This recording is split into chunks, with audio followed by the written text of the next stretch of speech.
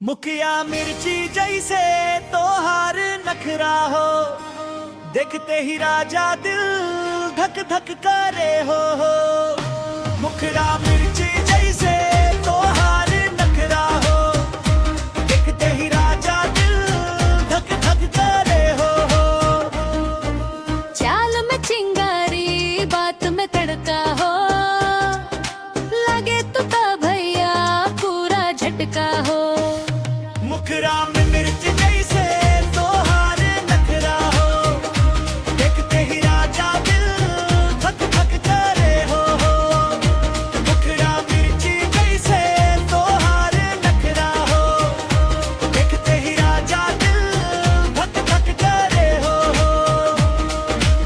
लाली तोहरे होठ में आग लगावे सैया, कमर हिले बिजली गिरे कंपे सारा गैया।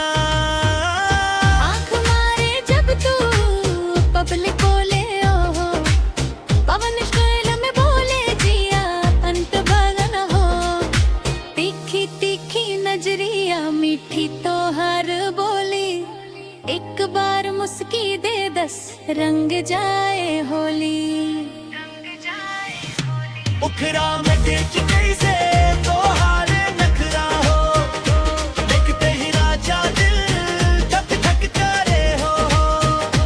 मुखरा मिर्ची जैसे तोहार नखरा हो, देखते ही राजा दिल धक धक करे हो।